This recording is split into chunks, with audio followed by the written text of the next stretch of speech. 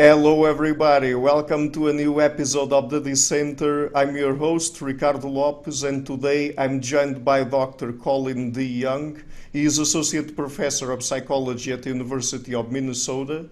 In his research in personality psychology, he has examined the theoretical structure of personality and the biological basis of personality. And so today we're going to talk a little bit about the Big Five, the domains, the aspects, the neuroscience of personality, and also toward the end probably a little bit about psychopathology. So Dr. DeYoung, thank you a lot for taking the time to come on the show. Oh, thank you for inviting me. Looking forward to talking. Okay, great. So, I've already had a couple of interviews on the show about the Big Five, so I guess that my audience is already a little bit familiar with it, at least with the traits or the domains, the five big ones: openness to experience, conscientiousness, extroversion, neuroticism, and agreeableness. But one thing that I found interesting about it is that there is a sort of hierarchical structure to it, in the sense that it also has below the domains the aspects and the facets, right? So could you tell us about that? Yes, so in general, there's a good consensus in personality psychology that we do need to consider traits at different levels of generality. So the Big Five are really not intended to be everything about personality. Sometimes people make this assumption that when we talk about personality, we're necessarily talking about the Big Five. But for a long time, it's been conceived of the Big Five have been conceived as the major dimensions of covariation among many more specific traits. And so, of course, it's important to identify what are the major patterns by which different traits tend to appear together in people, and that's what the Big Five is intended to do. But we can also look at narrower traits as well, and the facet level traits. The idea is that you can take any one of the Big Five and you can break it down into a bunch of narrower, more specific traits.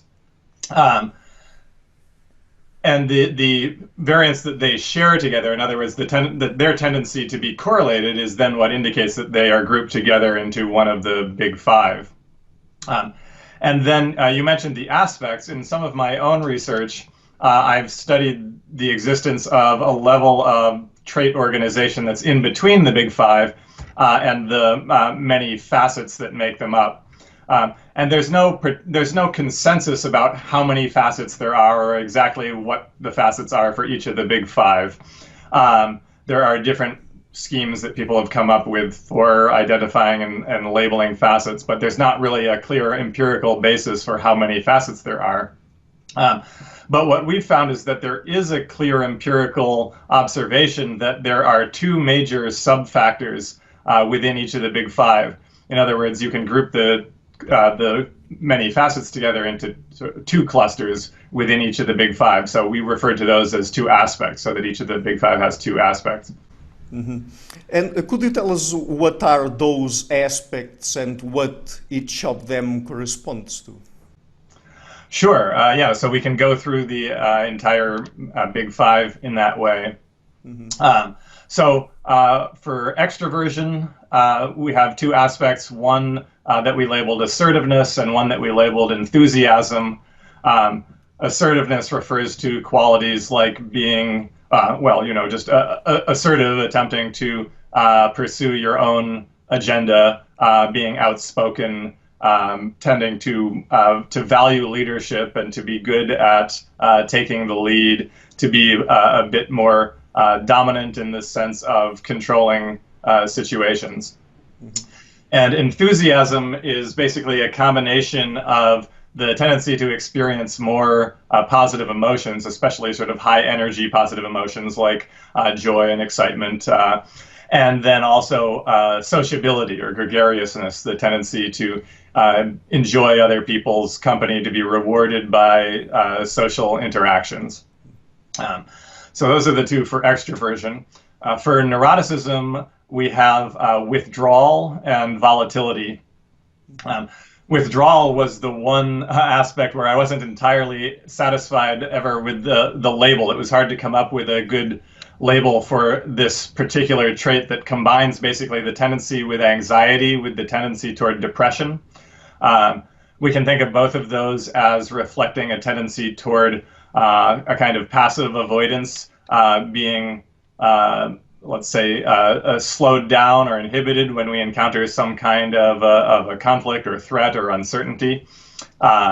With anxiety, we have more of a kind of active arousal and vigilance to try to identify the threat or to worry about what might happen. But we still have an inhibition on behavior so that we're not, rushing ahead into danger.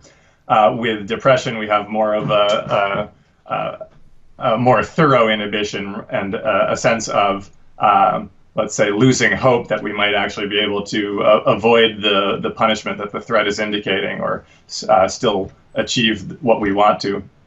Let me just ask you there, withdrawal, does it have anything to do with social isolation? No, it doesn't, and that's an important thing to understand, and that's actually one of the reasons that I wasn't totally satisfied with the label. People often assume that means social withdrawal, that you just are not wanting to engage with people, but it actually is more of a withdrawal of energy from a particular goal or from your outward behavior. It's more like a withdrawal from your active engagement outwardly because of loss of confidence, anxiety. Loss of motivation, probably. Loss of motivation, but not necessarily at the level of losing the desire. Although when you have depression, then you often do see that comes along with actually losing the desire to pursue things. But more a kind of conflict in your desire, so that consider, for example, a classic anxiety situation is that you want to ask somebody for a date, and obviously you have this motivation to do that, but then you're also anxious about doing it because you might get rejected, right? So you have this approach and avoidance conflict that gets set up, and it's that conflict situation that generates anxiety, and then these mechanisms kick in that basically make it harder for you to approach. So yes, that's important because it's not social withdrawal. If we think about social withdrawal as a kind of, let's say, shyness or isolation, then that's going to be related to some kind of combination of both low levels of extroversion and also potentially high levels of withdrawal. So withdrawal as the neuroticism trait, it can be influential in leading people to be socially withdrawn, but that's not what it means by itself. You can have people who are very socially engaged and want to be socially engaged, but still experience this kind of emotional withdrawal and inhibition.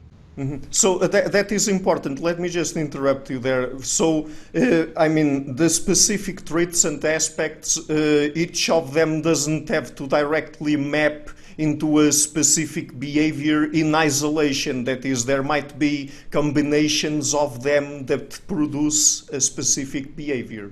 Right. Absolutely, yes. We can identify many behavioral patterns that are what we call interstitial. They fall in the space in between different traits if we're trying to categorize them within the Big Five hierarchy. And so, yes, often we need to identify multiple traits that are influencing a particular pattern of behavior. Mm-hmm.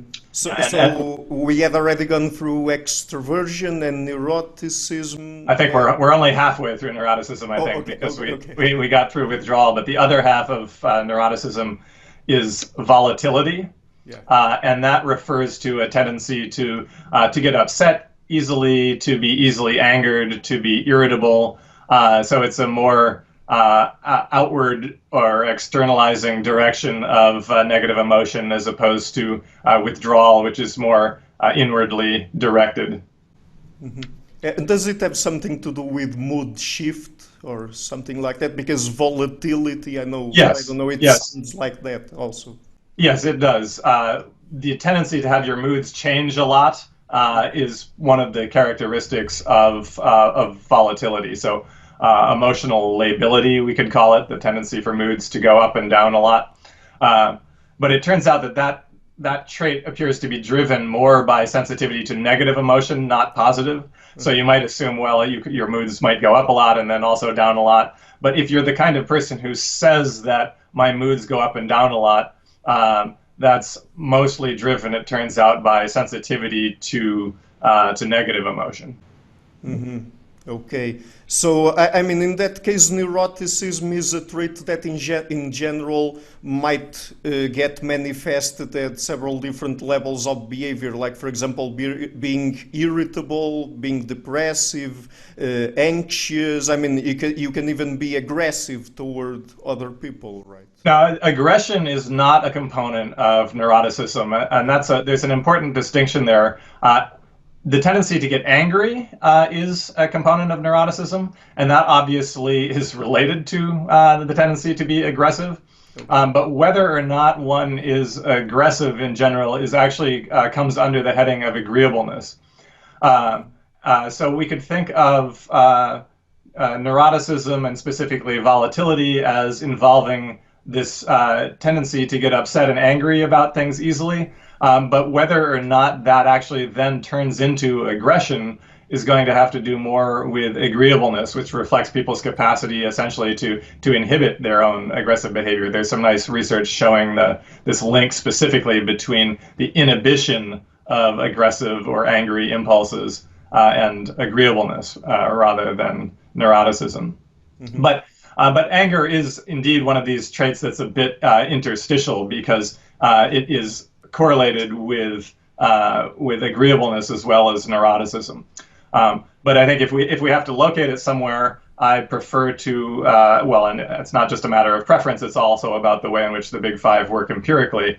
That it seems to be most strongly tied to this volatility aspect of neuroticism. And one of the things that helps to clarify is the fact that neuroticism, just in general, seems to reflect the tendency to experience all different negative emotions. And so, neuroticism as a label, it's a bit maybe old-fashioned at this point. It brings to mind Freud and psychoanalysis, but it's at this point in scientific psychology, it really just refers to this general tendency to experience negative emotion. Yes, that's an important clarification, I guess, because in psychoanalysis there's also that axis of neuroticism and it's not psychopathy. I can't remember now, but it's a bit complicated anyway. But it's important to differentiate it from the psychoanalytic approach. Yes, it's become a more general concept than it was in psychoanalysis. I mean, Freud would talk about different kinds of anxiety. You could have neurotic anxiety, or you could have anxiety based on conflict with the superego, for example. But we don't make those kinds of distinctions in current, personality theory. And other people have used different labels for neuroticism. That just happens to be the most popular one. We can call it negative emotionality or negative affect, and those are maybe clearer labels to describe what it actually means.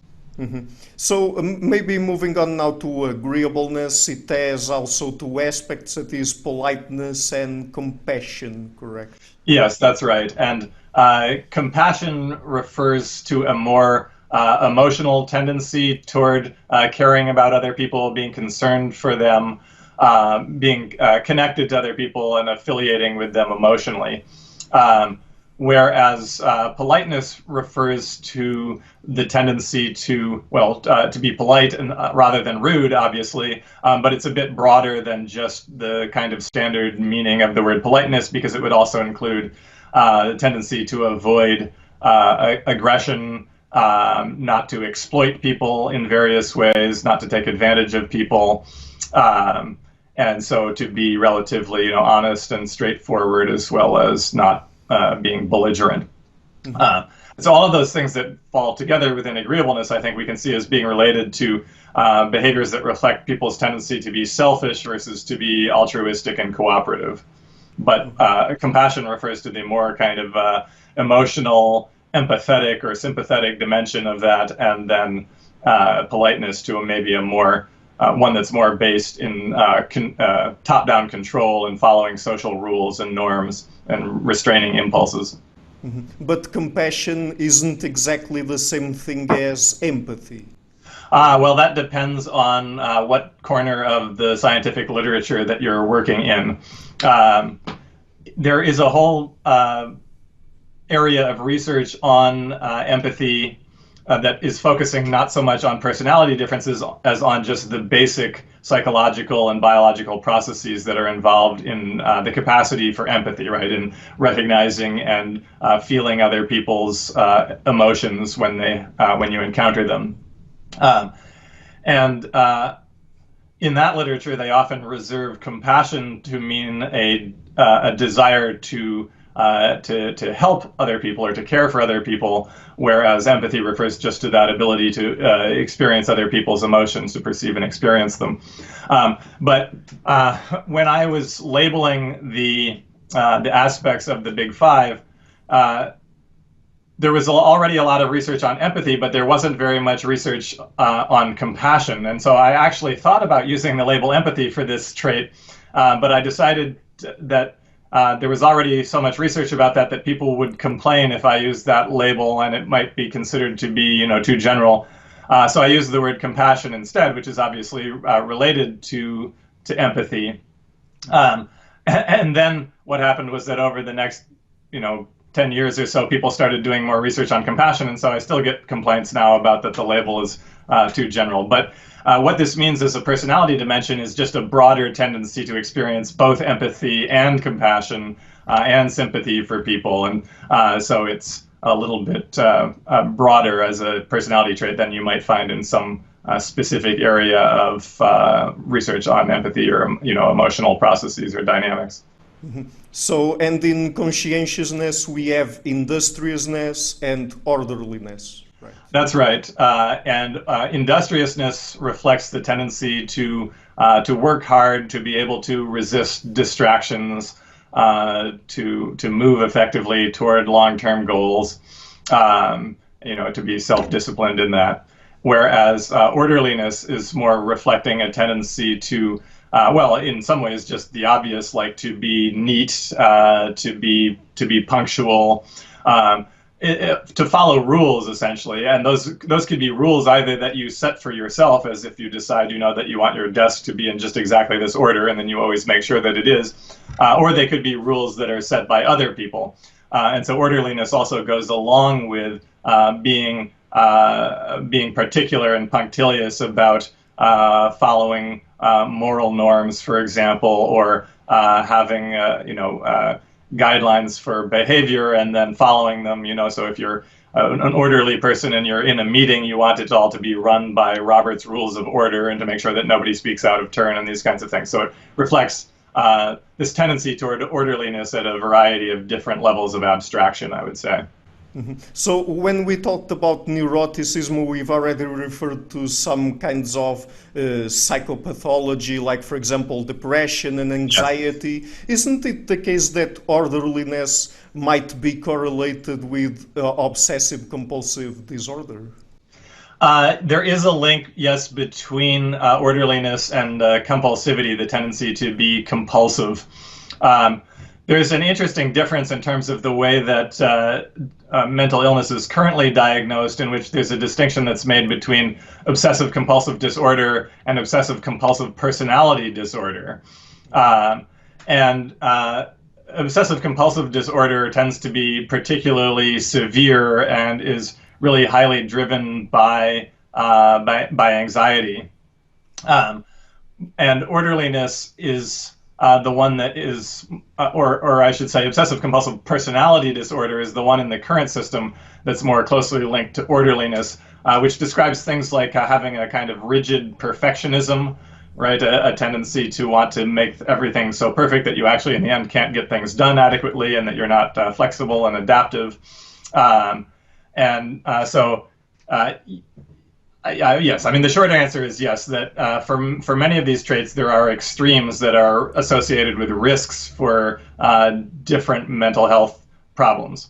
And I also just want to say, going back to the thing that you just said about depression and anxiety, is that those are certainly common mental illnesses that people have with high levels of anxiety and depression. But they are not necessarily indicative of psychopathology, right, of mental illness. It is normal for people to experience anxiety and to worry about things, and it is normal when things are going poorly, or when we are punished in some way, or we have a loss, to experience some level of depression. Right? So those are normal psychological functions, but which can relatively easily become severe enough that they become debilitating, and that's when we start to think about them as mental illnesses. Since we are talking about that, before we move on to openness to experience, that is the last trait, let me just ask you this. Is it the case that if people score too low or too high on any of the traits or aspects, that it's always a problem for them, that it brings some sort of, for example, psychopathology or problem, or any other sort of problem in their lives, in their behavior? No, not necessarily, and I think that it's important to recognize that extreme scores on these traits are, I think, best considered as risk factors. They indicate a risk for mental health problems, but they're not necessarily associated with mental health problems. And that's especially true when we're using an instrument, a questionnaire that was designed to measure normal range of personality trait variation, like Big Five questionnaires.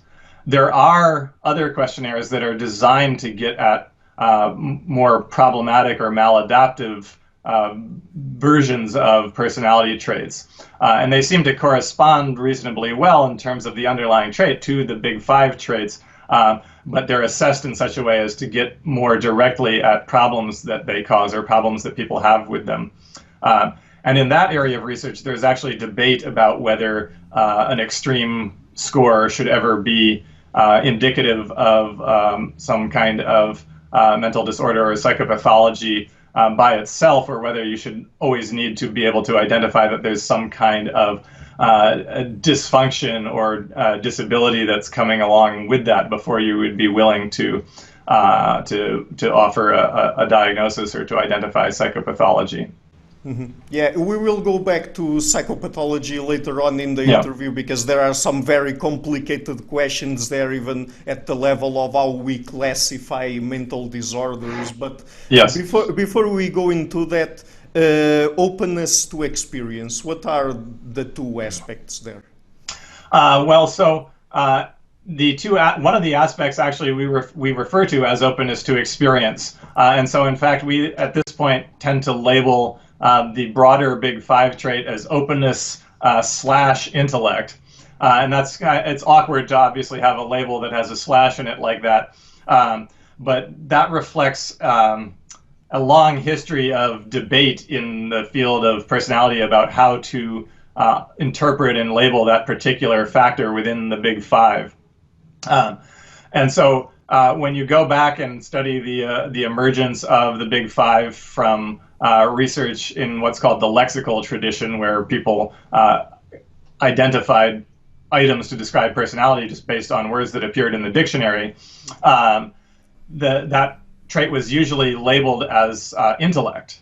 I think one of the very first labels for it was inquiring intellect. And so there was and that's because when you look at the kinds of descriptors that are associated with that trait, you often see things like being smart or clever or quick or philosophical, things that indicate both intellectual engagement and also confidence in one's own intellectual ability, or the other person's intellectual ability if we're talking about a peer rating of a personality. And so originally that trait was labeled intellect, but then there was some dissatisfaction with that because it didn't seem to cover some of the things that were also part of that trait, like being artistic and interested in art and aesthetics, and being perceptive and appreciative of, let's say, the beauty of the natural world, also being imaginative and prone to fantasy. These were not things that seemed to be necessarily well captured by the label of intellect, which many people just associate with, intelligence or IQ. And so then people thought, well, maybe we should call this trait openness to experience instead. And that's the label that's become the most popular and the most common.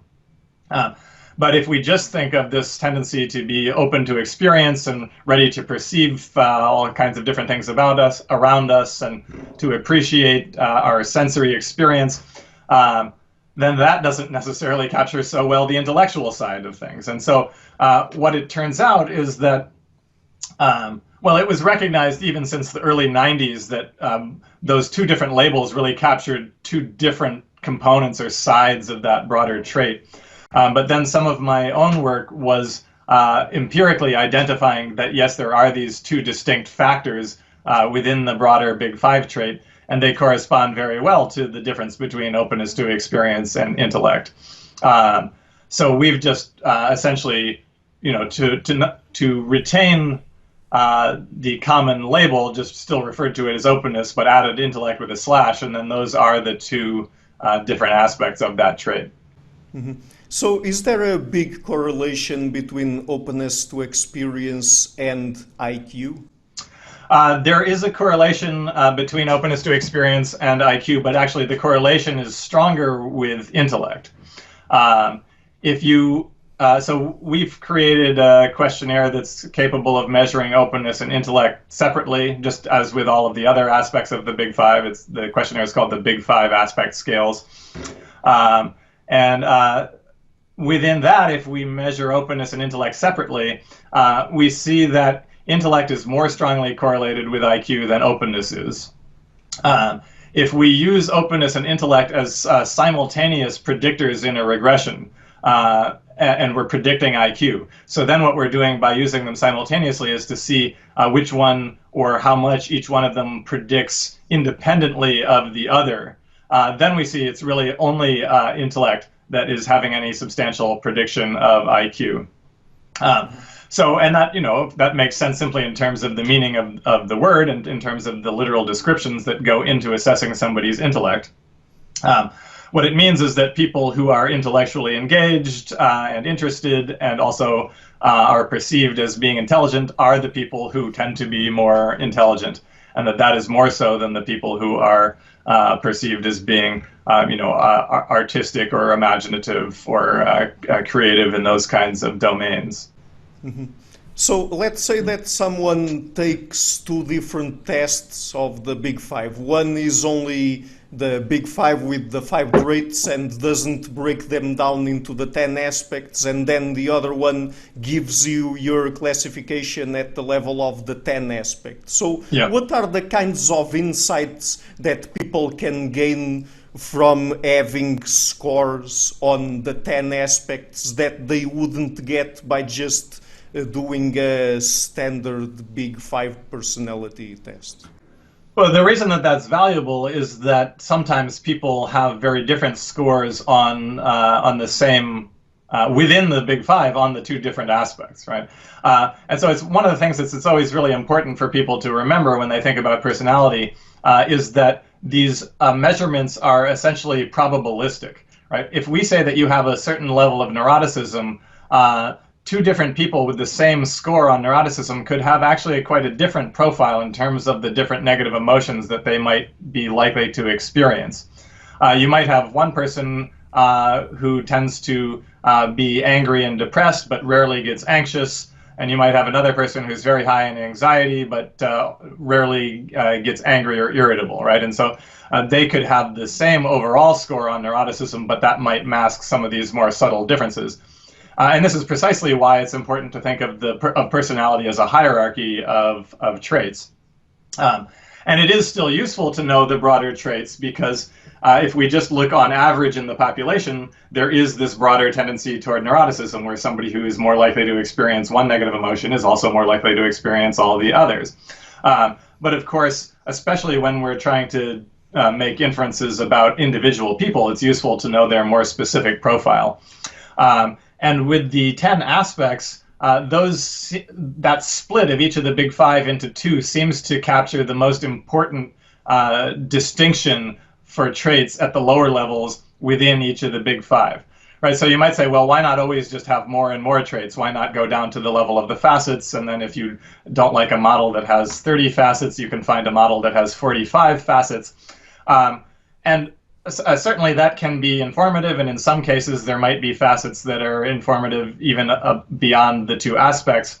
But you also start to get a fair amount of redundancy, right, where the facets are similar enough to each other that you're not gaining very much. You know, if we look at facets, let's say within neuroticism of vulnerability and self-consciousness and anxiety, those tend to be similar within the same person to a much greater extent than, say, if we then also compared a facet of hostility or irritability.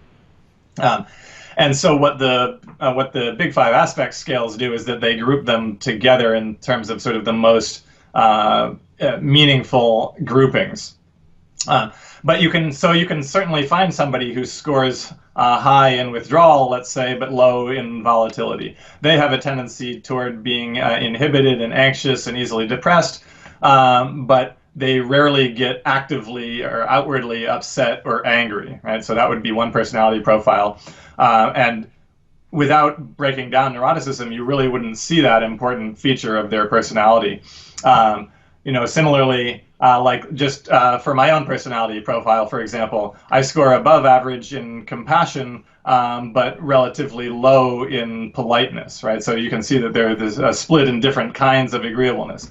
So when you combine them, if you just look at my Big Five scores, I score essentially average in agreeableness. But this masks the fact that in some ways I'm more agreeable than average, but in other ways I'm less agreeable than average, right? And so you can see some of these finer distinctions. You know, you can also see, this is important when we think about different types of extroverts, right? There are extroverted people who are just very enthusiastic and always having a good time and like to be with their friends and, you know, laughing and joking, etc. But they don't necessarily take leadership of the group or assert themselves or push people to do things or to do what they want to do. And then you can find really assertive people, really extroverted people in that assertive side who are not particularly friendly, right? That's sort of the more obnoxious type of extrovert, potentially. Yeah, I understand. Okay, so it's interesting because I guess that the Big Five and then also the 10 aspects can be applied in certain domains of psychology in very interesting ways. Like, for example, in understanding the personality psychology of different political factions. And I know that in the US, people tend to study people separated between the liberals and the conservatives, right? So, right. In that case, what could you tell us in terms of the traits or aspects that you found out that liberals and conservatives differ the most? Yeah, we've done some research on this, but there's been a lot of research. Political psychology isn't my main area of focus, although I have done some research in that area, and I have a former student, Stephen Luedecke, who's a professor in Denmark, who's done more work in this area. But there are a couple of things that I think are important when we start to talk about this. One is, of course, that the use of the terms liberal and conservative in the way that we use them in the U.S. Is not very common in the rest of the world. So we use liberal to refer to left-wing politics, essentially, and conservative to refer to right-wing politics. Whereas in a lot of places, the liberals are more in the center or even right of center. Yeah, that's why in the introduction to the question I made that caveat that mean, I was trying to refer to the fact that in the US you tend to classify people as liberals or conservatives, and I mean there could be even other labels even within liberals and conservatives. I mean it's a bit complicated, and then in other countries it might be even different, right? Yeah, but the interesting thing is that there are what appear to be universal dimensions of political attitudes. It's just that the labels change from place to place, so it can be very confusing. And actually, I think that one of the most important ways in which people get confused is precisely because we try to describe people's political attitudes only in terms of a single spectrum, from left to right or from liberal to conservative, whichever kinds of labels that people are using. Yeah. When in fact there's actually very clear evidence that there are two major dimensions of political attitudes, and they are not necessarily strongly correlated with each other in a way that would correspond to the standard left-right division. And if we want to understand how personality is related to political attitudes, we really need to understand those two different dimensions. And so one of the dimensions is what people often refer to as the social dimension. And then the other one is what people often refer to as the economic dimension when they're talking about policy preferences. So the social dimension basically refers to whether people are more traditionally oriented toward preserving traditional ways of organizing society, versus being more open to change and open to reorganizing things. So that's what people that corresponds pretty well to this concept of conservative. In other words, trying to preserve the past, trying to keep things the way that they are. There's a particular structure. There's particular groups that have power. We're going to preserve that. Versus, on the other end, we are more liberal in the sense that we are more willing to let people do things in their own way, in new ways. And so that sort of more corresponds to the literal meaning of liberal versus conservative, even though those words have shifted to mean very, specific things in the public discourse. And then the other dimension, this dimension that's sometimes referred to as the economic dimension when we talk about policy, this actually reflects a broader set of tendencies and values toward, on the one hand, being more egalitarian, wanting to be caring more about the welfare of other people and being concerned about the welfare of everyone rather than just one's own social network or relatives or whatever, versus, on the other hand, an act of anti-egalitarianism of believing that we should to a minimum redistribute resources among people in such a way as to eliminate poverty, let's say, or to promote general welfare. And so those two dimensions are importantly distinct, and there are certain popular measures of political attitudes, let's say, that you can take on the internet, like what I think it's called the political compass, and they measure those two dimensions. But actually, that one, the political compass, uses the wrong labels for the two dimensions. So here we have, now they're doing better in the sense that they are breaking it down. Instead of just using one dimension, they're using two dimensions. But now they're labeling those two dimensions in ways that are confusing and actually don't even accurately reflect their own test. So, for example, I think in the political compass, the label for the social or traditionalism dimension is authoritarian versus anti-authoritarian. That's not what their questions are actually measuring at all. They're actually measuring this tendency toward traditionalism, which they label as authoritarianism, versus openness to change, which they label as anti-authoritarian. But that probably results from the fact that if we look at a specific kind of authoritarianism that's known as right-wing authoritarianism, that's positively correlated with traditionalism. And then they label the other axis left and right, they're referring to the economic dimension, whereas in the general sort of discourse about politics, left and right actually refers to a combination of being high in the traditional kind of conservatism and high in economic and being essentially right-wing economically, so being anti-egalitarian, right? So, so you can see why this leads to a lot of confusion, because we've got two dimensions being condensed into one, and then all kinds of different labels, some of them not very accurate, being used to describe them. But I think it's necessary to have that little bit of a preface if we're then going to have an accurate understanding of how personality relates to people's political ideologies. So now what I can say about how these different dimensions relate to different personality traits is that what has been found generally, if we just look at this combined or collapsed conservative versus liberal or right-wing versus left-wing dimension, and we look at people's identification with those positions, then what we see is that the conservatives are higher in conscientiousness and lower in openness. Right? And that's the most widely reported and well-replicated association between personality and political attitudes that you see out there in the scientific literature, and that's found in many different parts of the world. But that is limited precisely because it's only looking at this single political spectrum instead of breaking it down.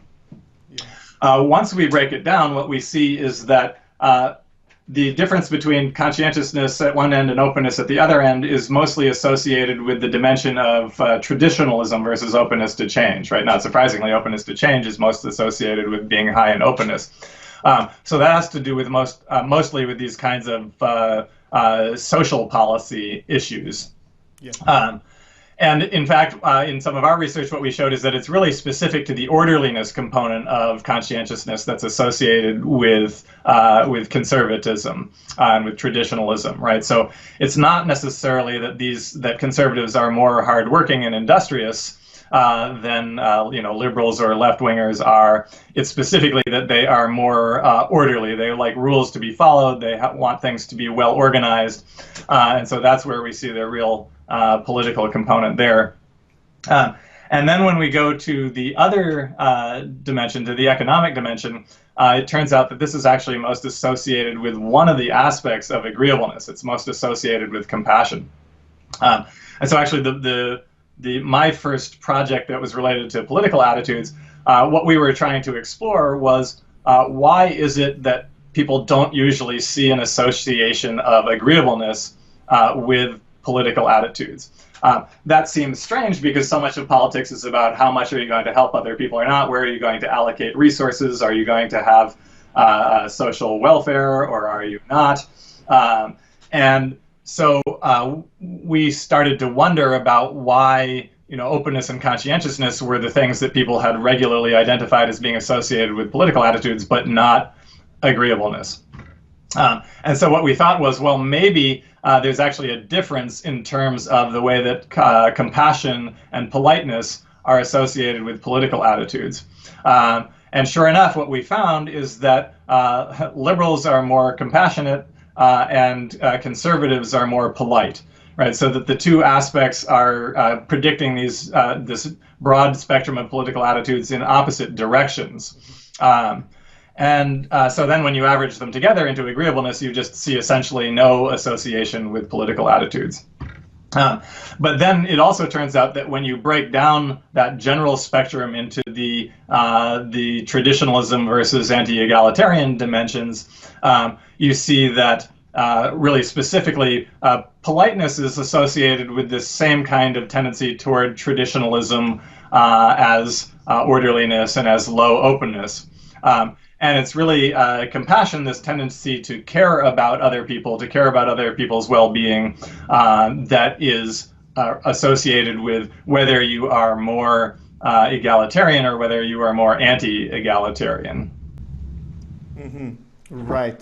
So, I mean, now this is a very contentious topic nowadays, but in terms of gender differences at the level of personality, I mean, do the 10 aspects give us any insights into the subtleties, let's say, in terms of how men and women differ in personality? Yes, they do. They definitely give us more information, excuse me, than what we are getting from just looking at the Big Five alone. So, I mean, in some ways, this shouldn't be contentious. I mean, there are obvious sort of socio-political reasons why it is. but it has been extremely thoroughly studied. So it's pretty clear at the level of the Big Five what the differences in personality are when we consider gender differences. And that is specifically that women score higher on both agreeableness and neuroticism. And then the other traits have only very minor differences. The other three Big Five traits have only very minor gender differences, if at all. They're not particularly consistent. What we see when we go down to the aspect level, however, is that the main reason that those other dimensions don't show gender differences is that there are differences, but they split differently along the two aspects. It's in some cases even at lower levels on facets. So, for example, women score higher on neuroticism, which means that in general they are more sensitive to experiencing negative emotions. They're more likely to experience negative emotions. Except for anger. If we look at the specific facet of the tendency to be angry, then we see men score higher than women on that. But we can see similar kinds of splits in the other traits at the aspect level. So in extroversion, for example, men score higher on assertiveness, but women score higher on enthusiasm. In conscientiousness, women score higher on orderliness, and men score higher on industriousness, but often only if you control for orderliness. And so that's a statistical procedure of looking at one variable, controlling for another variable. What that means is that if we take a group of people, and if they were all the same on orderliness, and then we split them into men and women. So we have two groups of people, we have men and women, and they're all equal in orderliness, then we will tend to see that the group of men is higher in industriousness. But of course, that's a rather unnatural situation, right? It's a rather unnatural grouping, because normally we don't get people who are perfectly matched on orderliness. And if we just look in the general population, orderliness goes along with industriousness, and that tends to suppress the difference that we see in industriousness, because the difference in orderliness is larger, the gender difference is larger than the gender differences in industriousness. And so what we can say is that the main difference in conscientiousness is in terms of women being more orderly, and because that's the main difference, then even at the level of the Big Five, we often see at least a small difference that favors women in conscientiousness as a whole. And that especially seems to be true in younger ages, like in adolescence, that women clearly have an advantage in conscientiousness at that age over men. And that raises another issue which we haven't talked about yet, which is changes in personality traits over the lifespan. There's certain sort of regular patterns of changes, and conscientiousness takes a real dip in adolescence and then comes back up again going into young adulthood. Agreeableness does too, really dips, and at age 14 or 15 is kind of like the nadir of human personality, which probably won't surprise any parents of teenagers. But they do recover again, fortunately. And so then I guess we have one more domain to talk about, gender differences, which is openness and intellect. And men score higher in intellect, and women score higher in openness. And so then that ends up canceling out. And another interesting thing about that is that there's actually empirical research that shows that that men scoring higher in intellect actually does not reflect that they have higher intelligence. So men and women score equally on IQ on average. And there are certain subdomains of cognitive ability where men score higher or women score higher. Men tend to score higher on some spatial abilities and women on some verbal abilities. But if we just look at global IQ or global intelligence, we see essentially no difference between men and women on average. And there's research showing that part of the reason that men score higher on intellect is that men tend to overestimate their intelligence. They tend to be overconfident, and women actually do the opposite. They tend to underestimate their intelligence. Mm-hmm. Yes, in terms of IQ, I think that a difference is that the distribution, even though the average tends to be pretty close, the distribution is different. I think that the men's distribution is flatter. That is, yes, that's right. There are many men on both the extremes, the higher end and the lower end of the distribution. Yeah, there are more men, right? It's still a bell curve for men. There's still many more men right in the center, but yes, it has a flatter and therefore a wider distribution, and so there are more men at both extremes than there are women on the extremes of the distribution. And interestingly, that gender differences in terms of the variability actually applies to a lot of different traits, and that's an interesting topic in evolutionary biology. And it doesn't just apply in humans either. That in a number of species you see people have shown that there's more variability on a lot of different traits in males than in females. And so, for example, there are more men who are workaholics, and there are also more men who are in prison, right? You see, so you can go to a number of different behavioral domains, and you see this kind of same pattern of different distributions. Mm-hmm.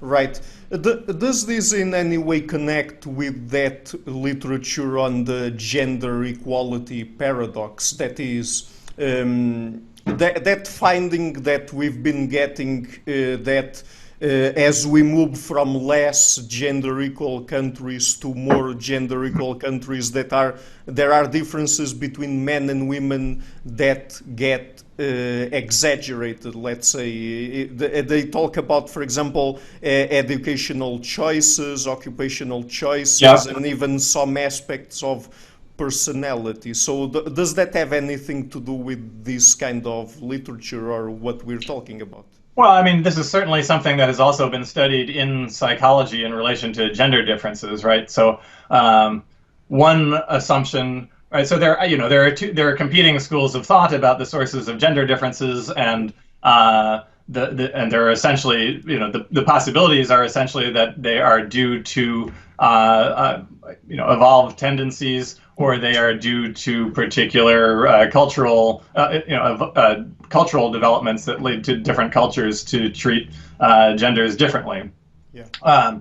And of course, as with most of these kinds of questions, like, is it nature or is it nurture, or is it the personality that determines behavior versus the situation? The right answer is essentially always both.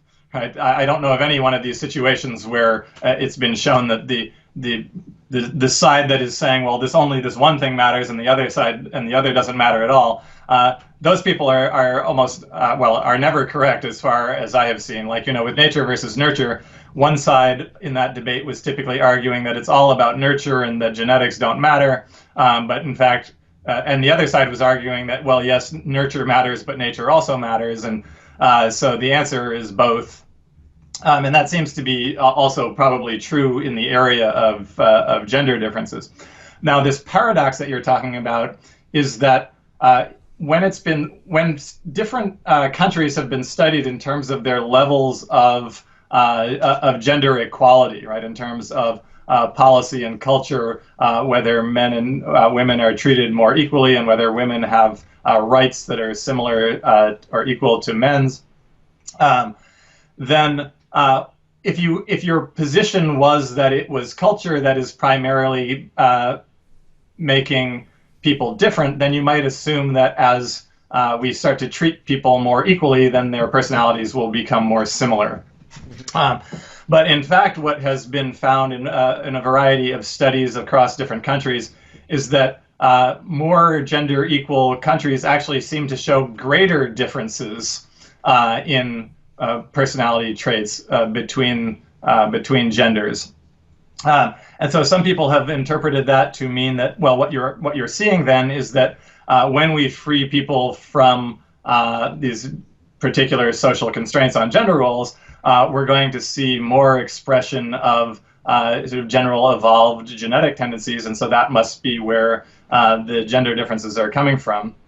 I think there's another interesting possibility, which is kind of a hybrid of the two. And so when I have looked into this literature a bit, and this isn't an area where I've done research myself, but I have been curious to see the results as they come out. Some of the major drivers of this greater difference in personality in the more gender egalitarian countries appears to be that men are showing lower levels of agreeableness and conscientiousness relative to countries where there is less egalitarianism. And that's pretty interesting, because what that suggests potentially is that these countries that are less gender equal also tend to be more rigid, more authoritarian, more traditional, and those kinds of constraints may actually be preventing some men from expressing their sort of full range of tendencies toward, or just possibilities toward disagreeable and unconscientious behavior, things that are related to what we call externalizing problems, antisocial behavior, criminal behavior. So in some ways, it might be this kind of, there is a social component here, because we have essentially like a lessening of certain kind of controls by tradition and religion and even law in more egalitarian societies.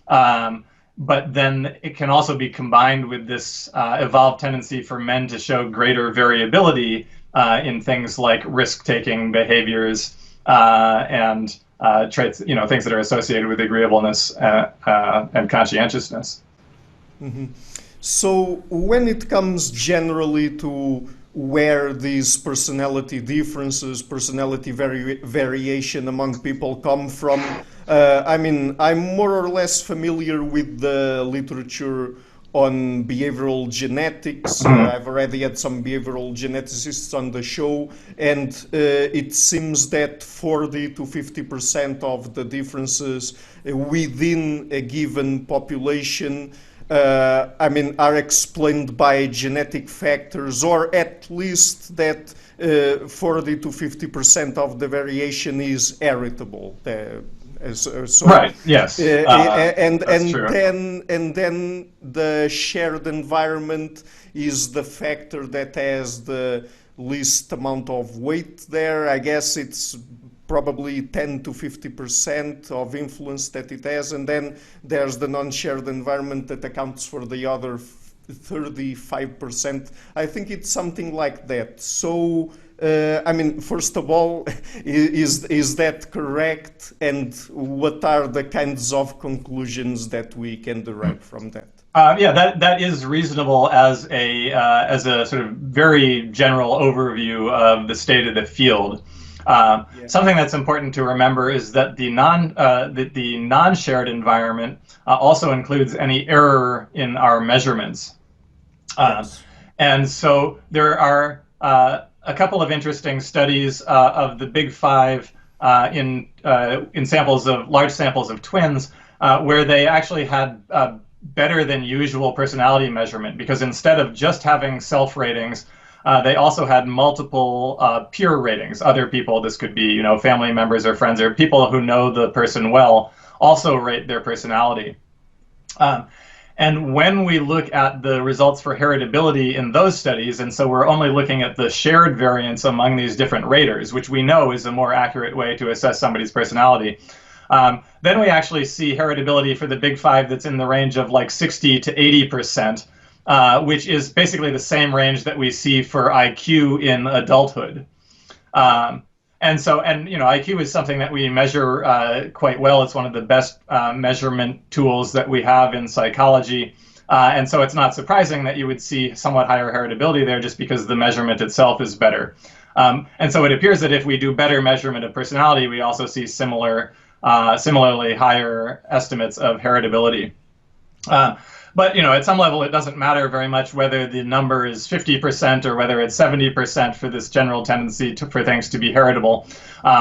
one of the things that people really tend not to understand in kind of general public consumption of science is that even if something is heritable to a level of 70 or 80%, it can easily also be pushed around by environmental factors, right? So some of my colleagues and I, and some years ago, we were discussing this and calculated that even if IQ is heritable at 80%, then a dramatic change in environment, like let's say being adopted from like a very poor, low SES kind of family background into a wealthy, high SES background where you're going to have a lot of resources.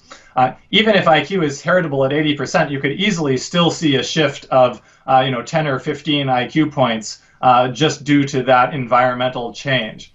So people have an overly strong idea about how much constraint heritability places on heritable traits.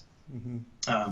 So certainly, if a trait is very heritable, it's going to be more difficult to change it with some kind of environmental shift. But dramatic, strong environmental forces can still have impressive effects on the trait.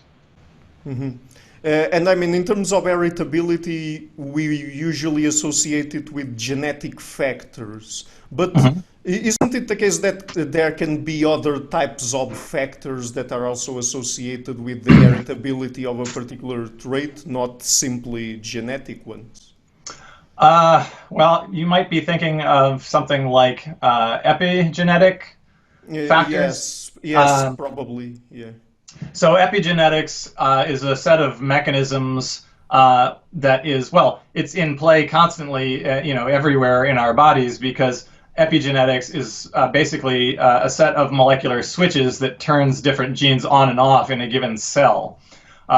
So epigenetics is the reason that we can have a difference between muscle cells and nerve cells and skin cells, et cetera, right? So everything about the development of organisms is controlled by epigenetics.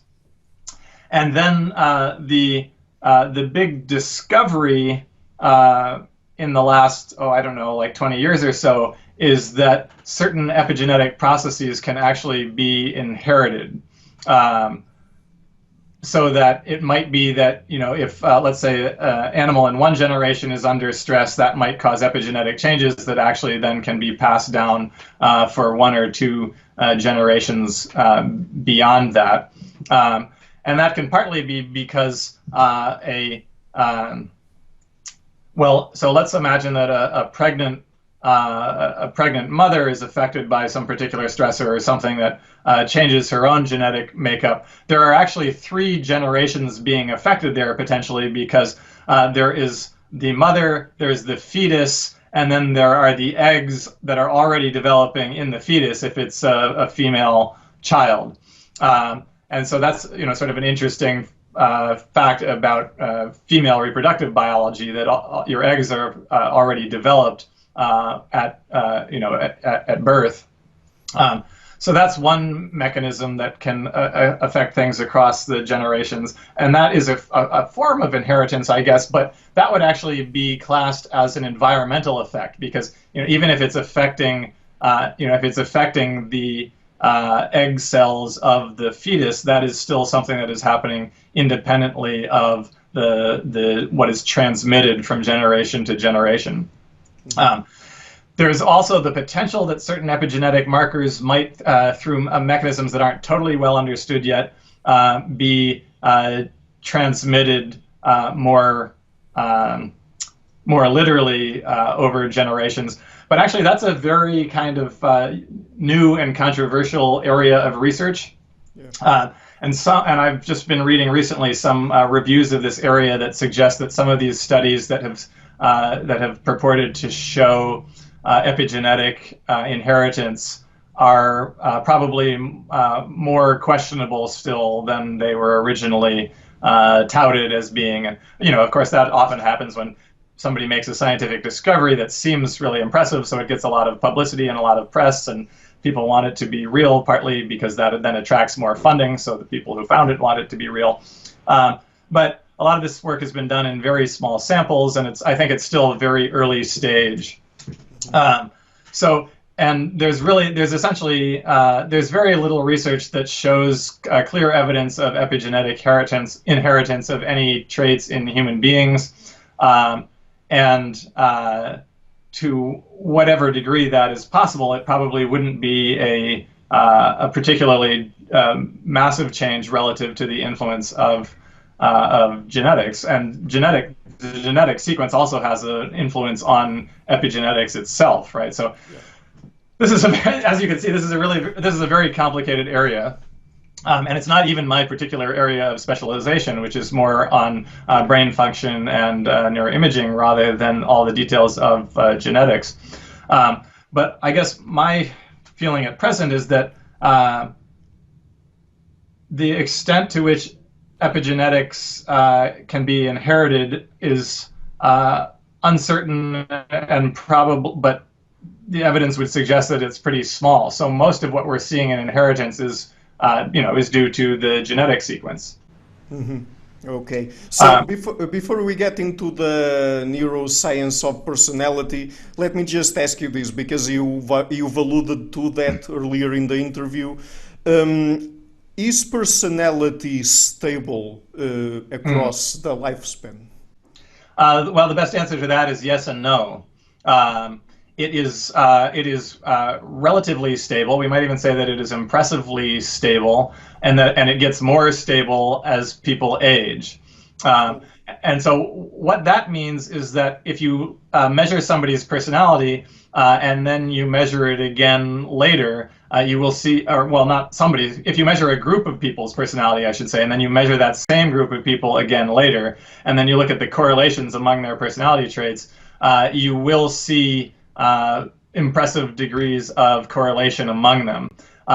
But if you do that in childhood, you see less stability, and then there's essentially a linear increase, so that you're seeing more stability over time at the group rank order level, as it's called, in adolescence, and then even more in adulthood, and even more in older adulthood. And it's really not until you get to old age, like after 65 or 70, that you start to see some decline in stability again, probably having to do with the beginning of various types of cognitive degeneration or brain impairments associated with age.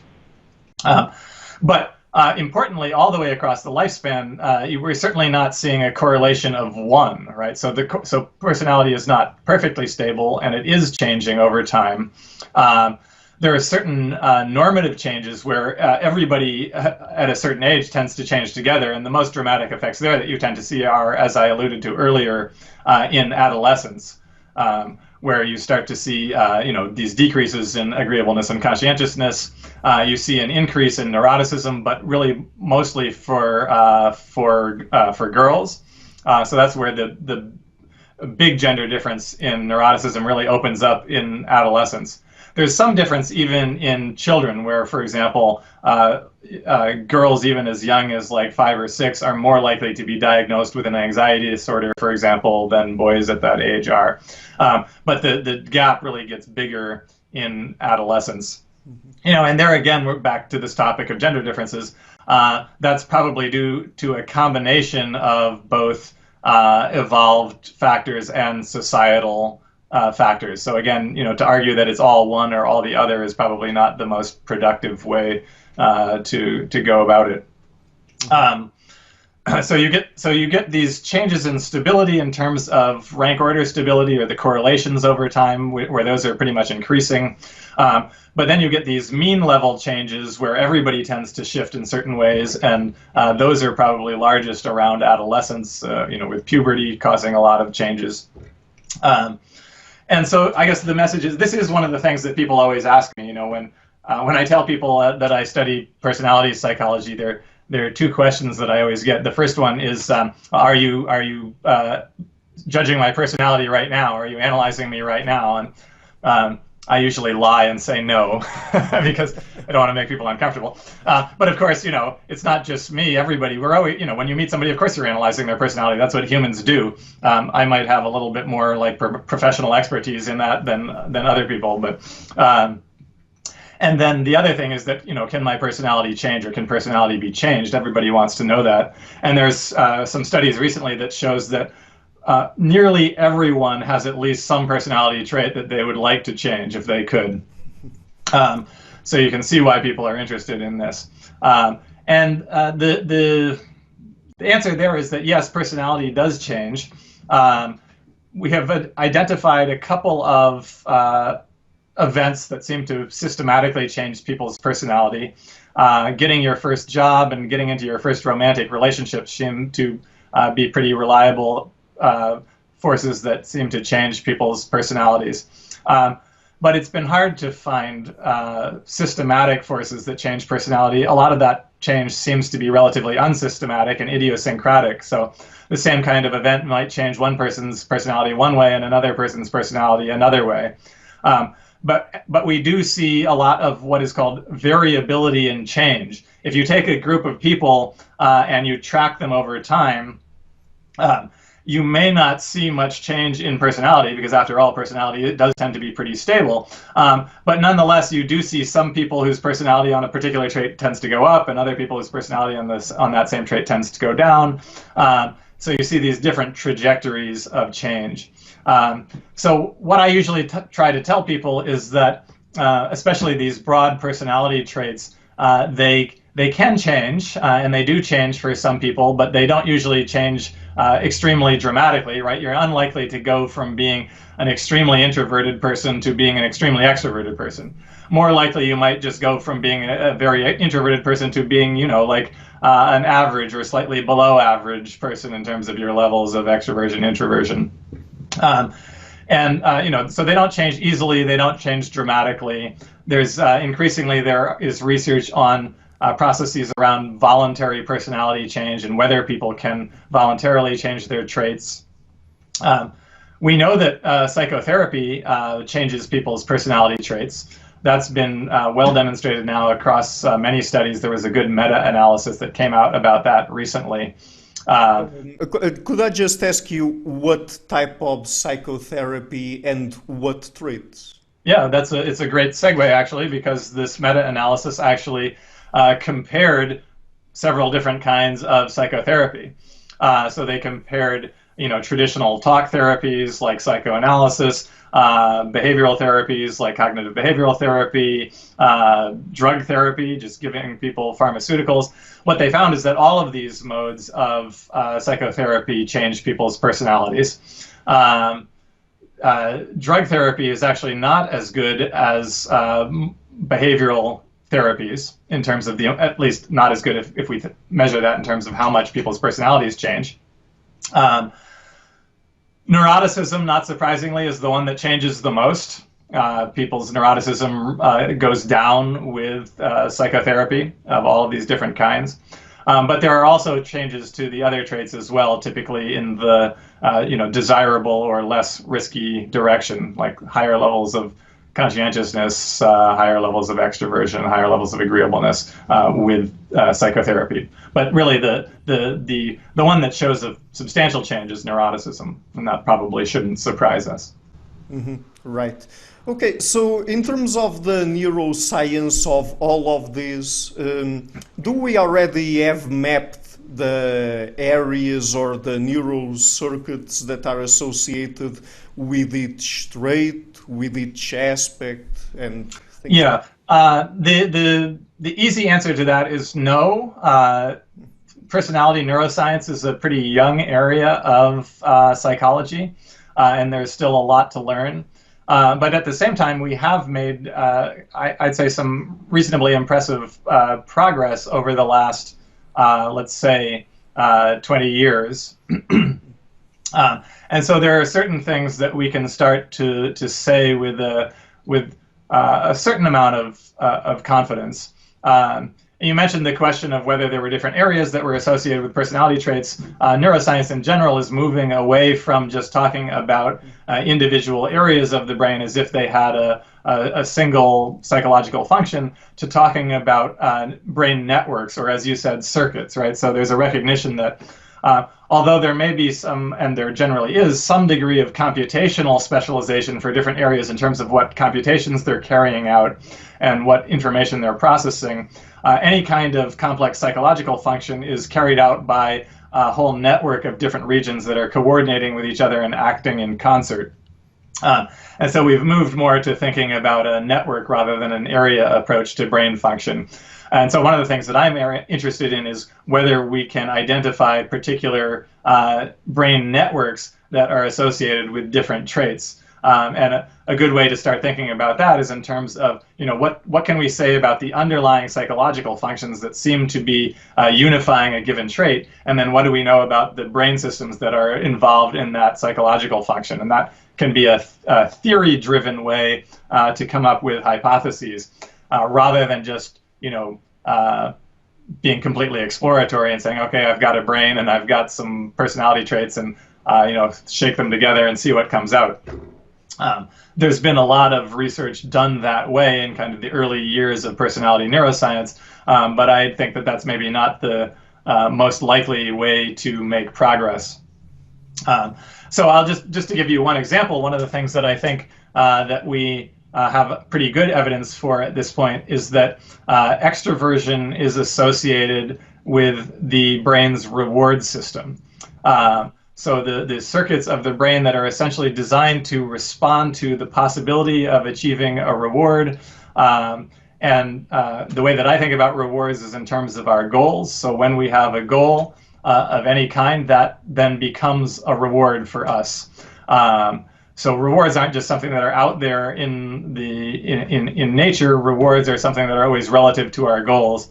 And we have some goals that are, fairly strongly innately conditioned, like, food, for example, or sex. But in general, our whether even those things, whether we find them rewarding or not, have to do with our goals. So extroversion basically seems to be correlated with variation in a system that is designed to respond with cues that we are either moving toward our goals or have the possibility of moving toward our goals, or have actually achieved a goal. And there are circuits there that are involved both in driving motivation and sort of eagerness and excitement about getting the reward. And then there are also circuits that are involved in the pleasure of getting a reward or thinking about the possibility of getting a reward.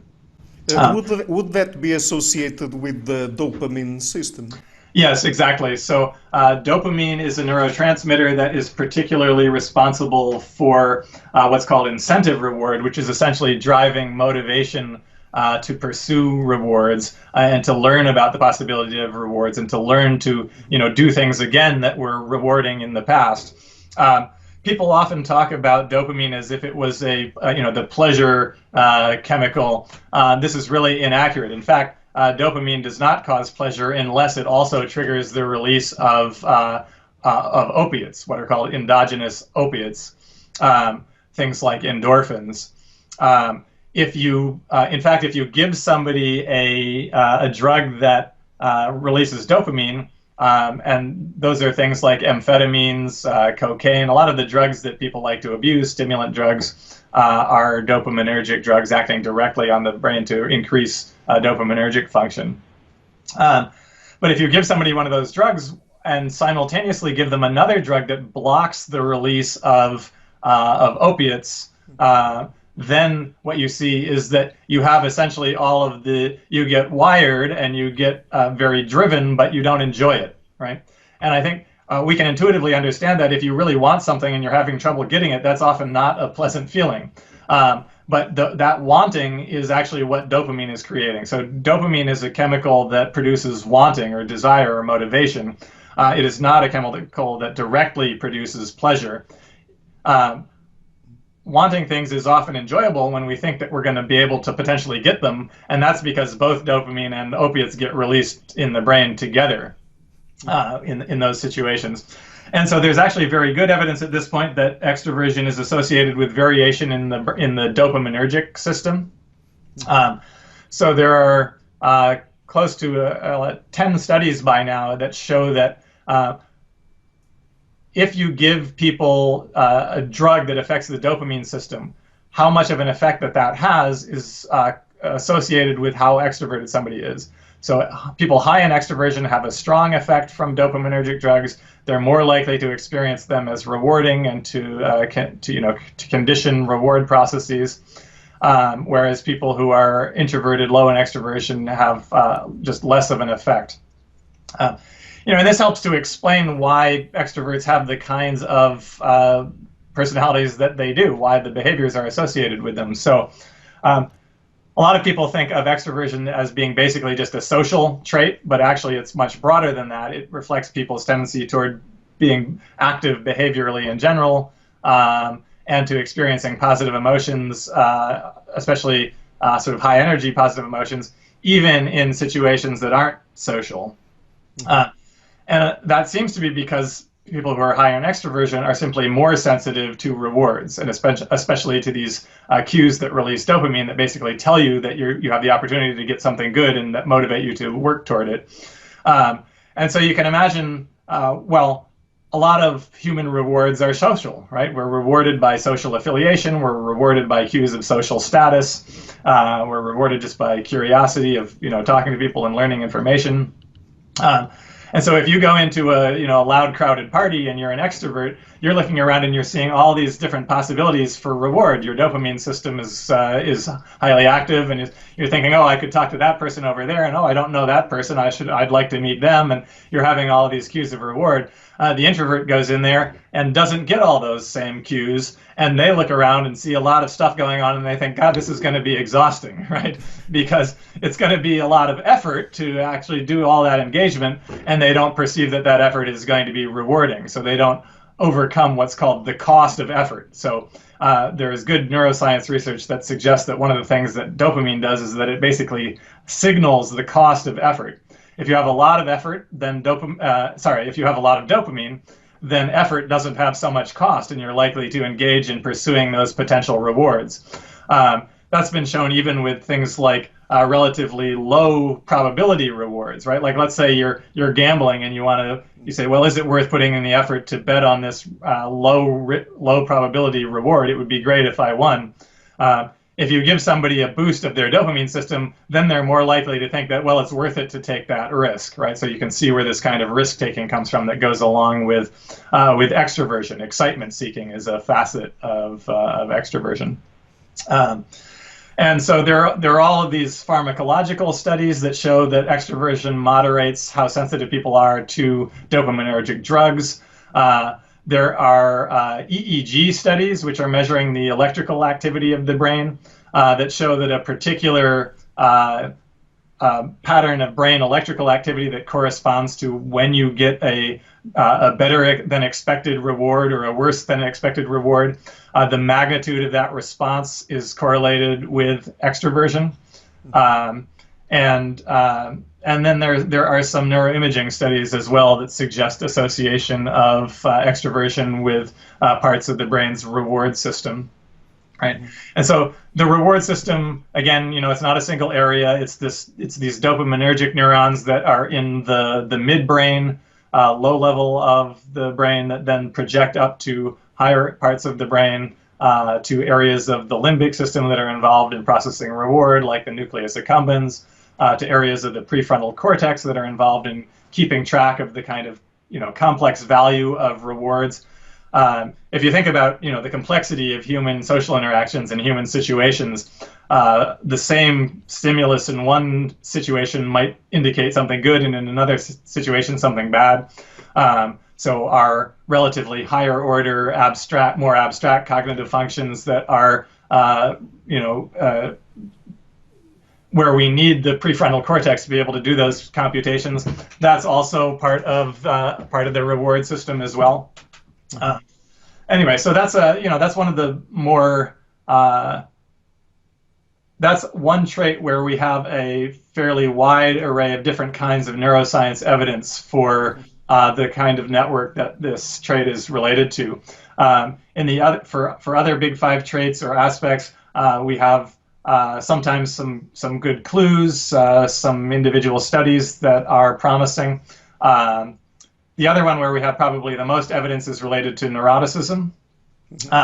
Part of the reason that we have good evidence at the neural level for neuroticism and extroversion is that those are the traits that are most associated with just negative emotion and positive emotion, response to threat versus response to reward. And those are the kinds of phenomena that have been studied in neuroscience for a long time, partly because we can study them relatively easily in other species, right? We can study rats and mice, and we can study their brains. And it turns out that although there are certainly crucial differences between the rat brain and the human brain, that all across different kinds of mammals, there are certain parts of the brain's architecture that are pretty highly conserved. The outside part of the brain, the cortex, has expanded and changed dramatically as we go from rodents to primates, for example. But some of these lower parts of the brains, the limbic system, that are involved in more basic emotional and motivational processes, have relatively similar proportions across different mammalian species.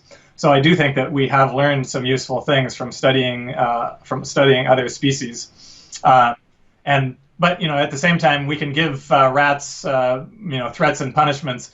We can't ask them about how much they like poetry or play music for them and tell when they're having a particularly strong emotional reaction, or at least that's a lot harder to assess. So things like openness and conscientiousness we know less about, and that's partly because of the fact that we can't study them as easily in other species. Mm-hmm.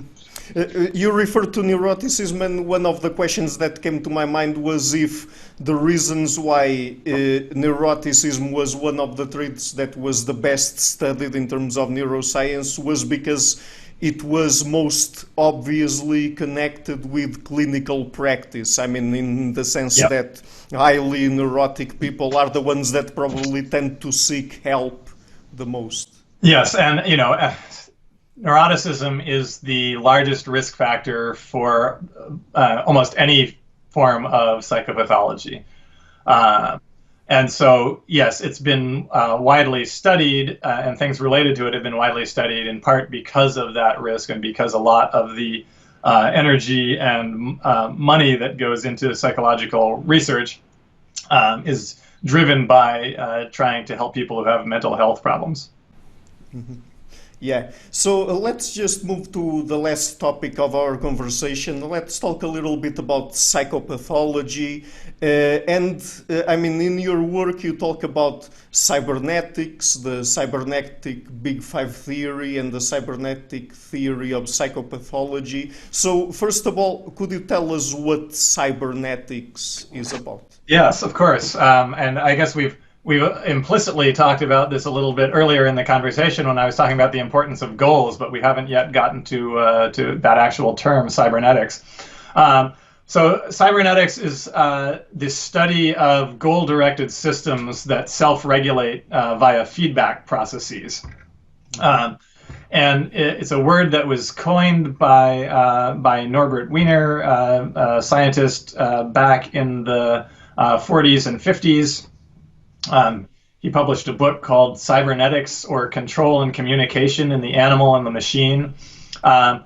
And basically what was going on at that time was that you had increasingly sophisticated development of artificial control systems, right? So, for example, in World War II, you had the development of anti-aircraft guns that could automatically track the trajectory of an airplane so as to be able to target them accurately.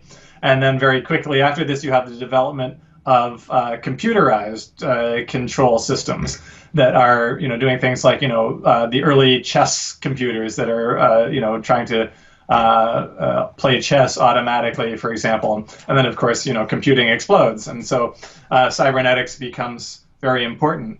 But the remarkable insight that Wiener had was that the general principles that govern these kinds of feedback control processes where a system is somehow trying to achieve a particular goal and then tracking its progress toward that goal and adjusting its strategy or its behavior based on some kind of sensory feedback loop.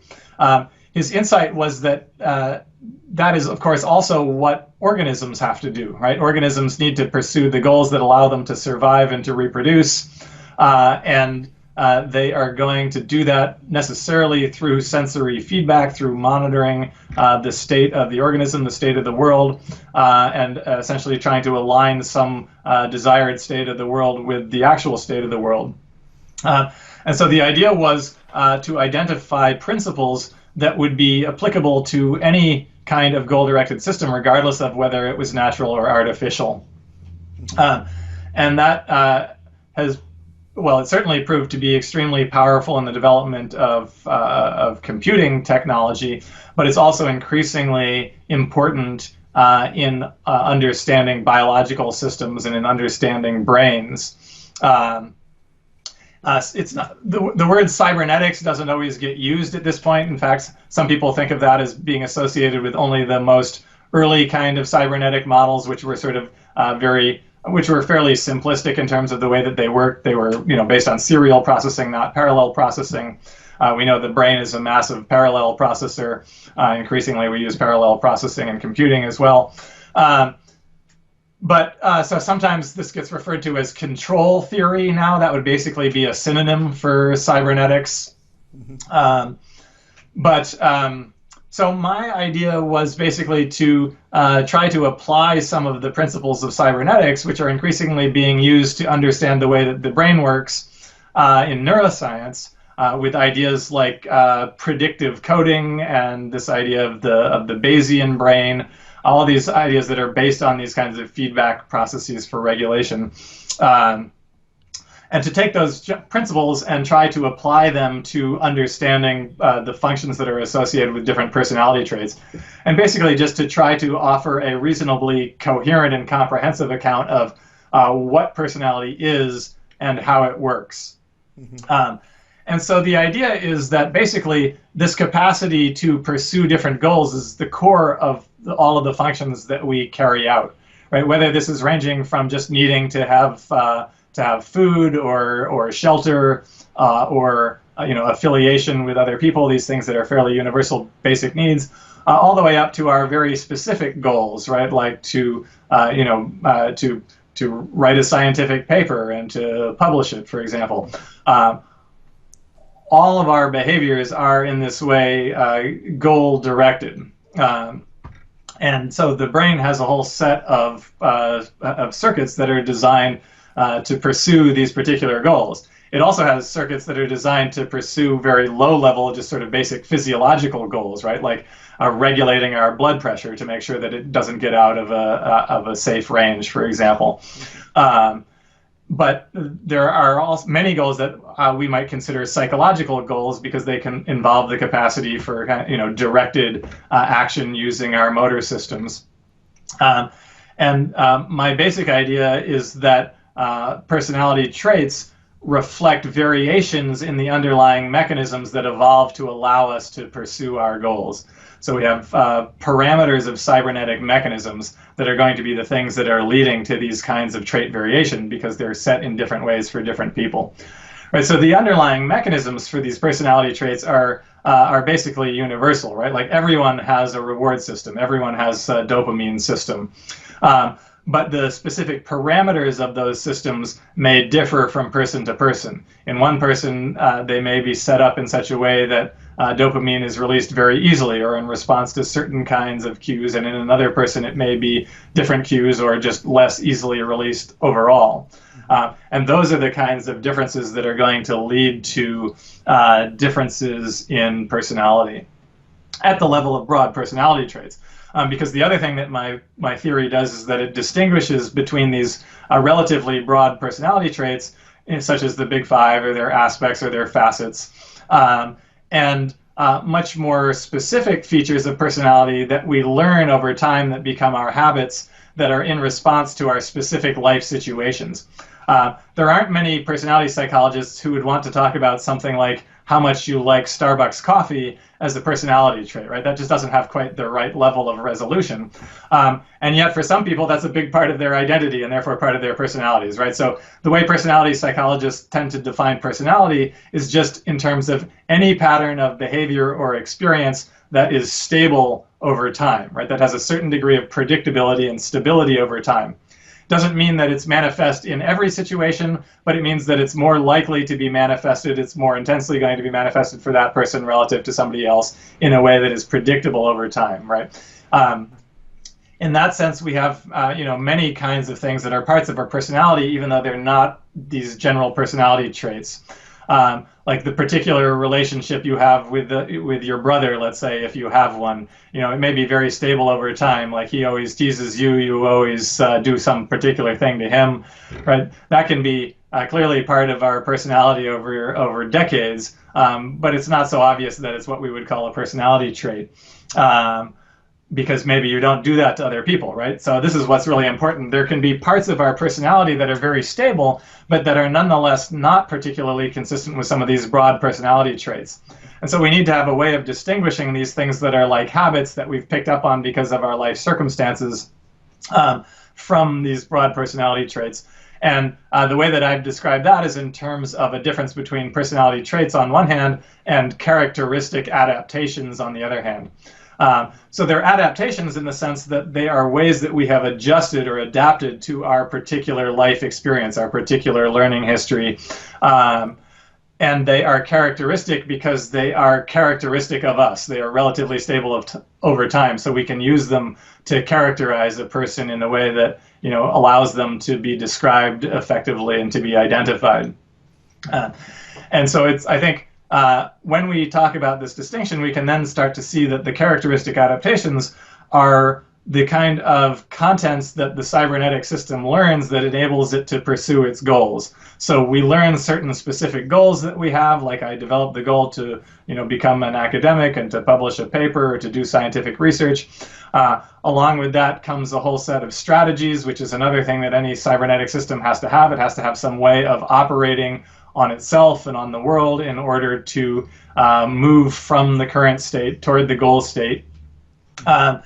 And then it's also just we learn ways of interpreting the world that are relative to our perspective, right? Like as a scientist, I have a whole set of very habitual ways of interpreting the world that are, at this point, just part of my personality, but they don't reflect some particular personality trait.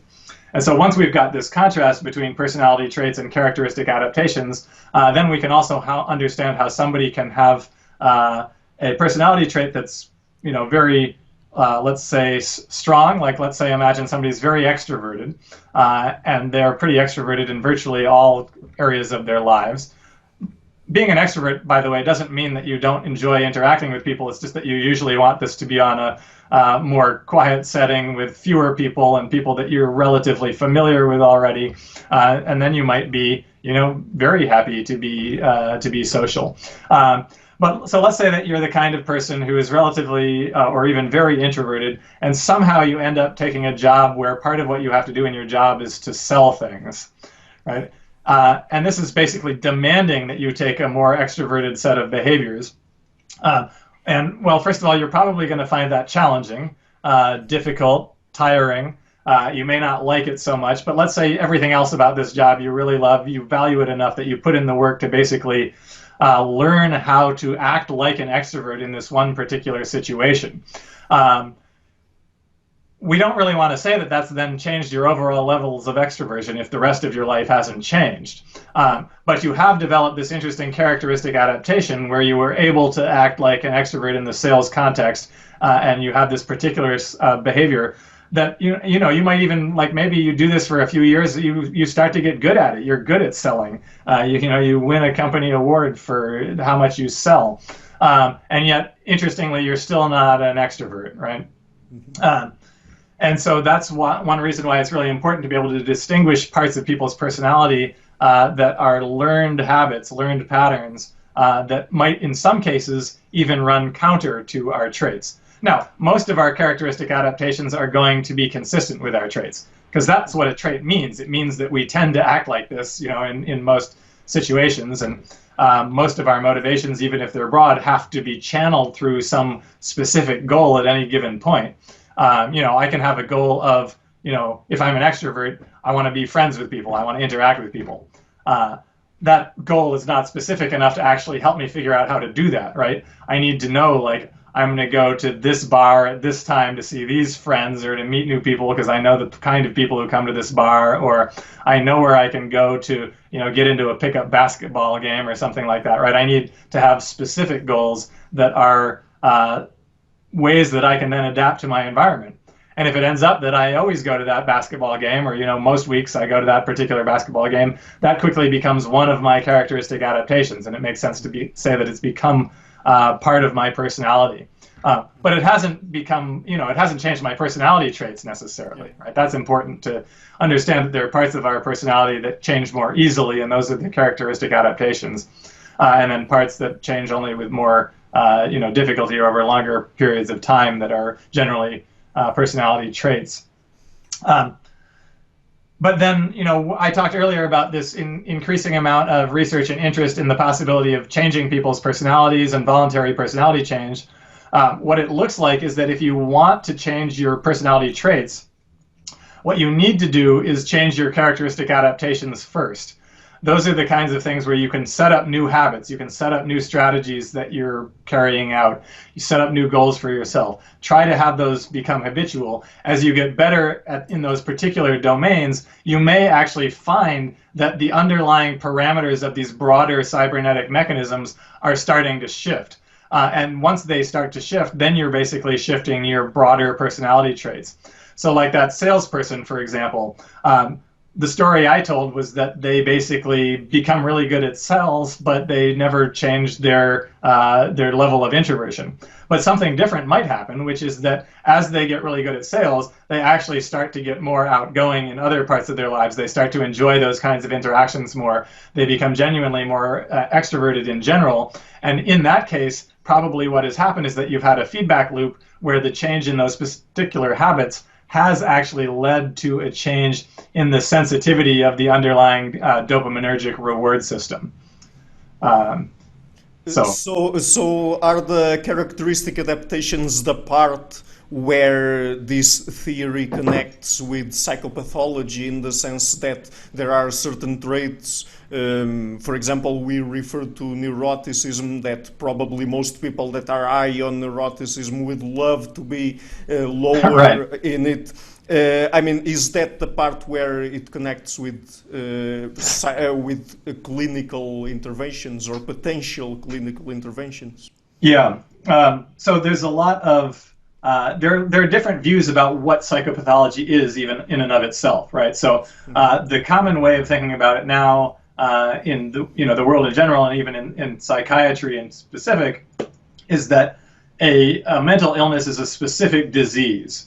Right, like schizophrenia is a specific disease that's going to have some limited number of causes in terms of a dysfunction in the brain, and then that's going to have these various symptoms. And so and there are people who have that disease. They're categorically, people with schizophrenia and people who don't have schizophrenia.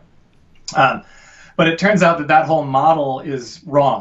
The evidence on this is very clear at this point, that almost no forms of psychopathology are discrete categorical diseases. Rather, they are they tend to be associated with extremes of dimensions of functioning that we can see in people who are not necessarily mentally ill as well. They tend to be more extreme in people who have a mental illness. And that is leading to something of a revolution in terms of the way that psychopathology and mental illness is studied scientifically, even though it's having a much harder time to shift the way that we treat people in the medical system and diagnose people. But I think over time we are going to see a shift in the way that works, even at the level of diagnosis and psychiatry. So basically, where the science on psychopathology is coming to is to acknowledge that there are a whole range of different dimensions of functioning. And those actually correspond remarkably well to the dimensions of normal personality. And as we get to the extremes of those dimensions, then we get to increased risk for mental illness. But then this also raises the question of what exactly do you mean by a mental illness? If it's not some kind of separate category or a disease that some people have and some people don't. And the way that I think about this, the way in which we've developed my cybernetic personality theory to also be a theory of psychopathology, is that fundamentally what we mean when we say that somebody has a mental illness is that they are unable to pursue some of their own important goals effectively. And then they're also unable to develop new characteristic adaptations that would allow them to regain their ability to pursue their goals. Right? And that second part of the definition is really important, because it can't just be that anytime you have some kind of a setback and you're unable to, get the kind of, let's say, like social relationships that you want or affiliation that you want, or fulfill your capacity to, to earn a living and get by in life. We can't say that anytime you have a setback like that you immediately have a mental illness, right? That wouldn't make any sense at all in terms of the way that we think about mental illness. Instead, what it is that if you have that kind of a setback, what you need to do is to be able to adjust your goals and or adjust the strategies that you're using to pursue your goals, and or adjust the ways in which you are interpreting the world, interpreting your situation, interpreting yourself. And you need to be able to make those kinds of adjustments, and this happens to people all the time, right? Something horrible happens to them in their lives, and they might get depressed or whatever, and if that depression goes on long enough and is sufficiently disabling, then we're going to say that they have a mental illness, right? But there has to be this degree to which some people get depressed. That's a normal reaction to some kind of a loss or setback, and then they are able to put their lives back together again. They are able to change what their goals are, or to figure out some new way to pursue the same goals that will take into account the fact that they've lost this thing or this capacity. And then if they can do that, then they're not going to be diagnosed with a mental illness. But if they can't do that, then there will be something that is diagnosable. Mm-hmm. And so what I just described is the kind of situation where you have some kind of an external setback that leads to mental illness. And it is true that many cases of mental illness, in fact, the majority of cases of diagnosed mental illness, there is some particular traumatic or challenging or stressful event or set of events that can be linked to the onset of the person's illness. But then, of course, there are also many people who are diagnosed with mental illness where there isn't some specific external stressor or challenge or trauma, where the problem seems to be the way in which they function, the way in which their own brain functions, that is just leading the whole thing to break down in some way. So, for example, if you are somebody with a bipolar illness, that's what used to be called manic depression, where you have these sort of interesting, although not interesting if you were suffering from it, but interesting cycling between extreme levels of energy and goal-directed behavior and mania. That is described as mania, that whole complex of things, and that includes the tendency to have, racing thoughts and potentially grandiosity. And that mania can be traced to essentially hyperactivity of the dopamine system. Mm-hmm. And so there is there's a genetic risk for all of these mental disorders, just in the way that there's a genetic contribution to all personality traits. And so one way to think about this is that there's some particular kind of genetic configuration, plus potentially certain kinds of environmental forces that might operate in early development, for example, that leads people to have this kind of hypersensitive, hyperactive dopamine system that can get into this kind of overdrive, which then leads to mania. And then for some reason, which isn't fully understood in terms of the way that the dopaminergic system works, it seems that cycles. It like burns itself out temporarily or something, or flips some switch that then goes massively in the other direction, and then you enter into these periods of depression. where you essentially have hopelessness, where you have the incapacity to muster any effort to do anything. And that's associated with a deficit in dopamine, with essentially an absence of dopamine function. But the interesting thing is, you can find people with all levels of severity of this kind of manic tendency. And you can find some people who have the manic tendency, but without the depressive tendency, without the cycling. And people who are what is called hypomanic, which means basically having a lot of this manic tendency, but without the level that becomes debilitating or turns into full-blown mania. Those are people who are high in extroversion. They're very high in extroversion. They're very high in openness. And if they don't have the depressive tendency as well, it can actually be useful for them. They can be very productive. Sometimes even then it can be a little bit, let's say disruptive, because they might be a bit impulsive or a bit, quick to charge into things and get themselves into trouble in one way or another. But so you can have all different levels of this underlying, what we might call an underlying trait, right? That's related to levels of dopamine function and some of the dynamics of dopamine function. And we only really want to say that you actually have a psychopathology if this leads to a extremity of function that is causing things to fall apart for you, where you are essentially no longer functioning as an integrated cybernetic system that is capable of pursuing your own goals effectively. I want to give you a related example having to do with psychosis. Mm-hmm. It turns out that the risk for bipolar and mania has a strong genetic correlation with the risk for diagnoses of other psychotic problems like schizophrenia. So one thing that happens when people become extremely manic is that they can sometimes lose touch with reality in their thinking, and then we're moving into the what's described as psychosis. And so it's really important to think about the difference between a dimensional assessment of psychopathology that focuses on dysfunction and cybernetic dysfunction fundamentally as a criterion, from one that focuses just on symptoms as identifying some category of disease. So let's imagine somebody who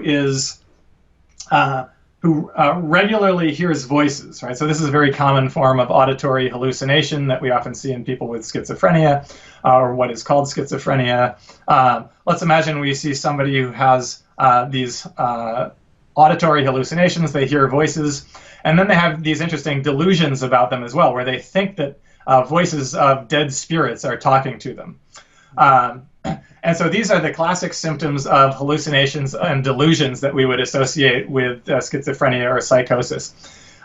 If you are somebody who's feeling a bit depressed or anxious for some reason or another, maybe something bad happened in your life, and you go into a psychiatrist, and then you also tell them that you this part doesn't bother you, you're anxious and depressed, and you also frequently talk to dead people, it's very likely that you'll come out of there with a diagnosis of schizophrenia or some other psychotic problem like schizoaffective disorder. Even if you claim that that part of your life wasn't bothering you at all.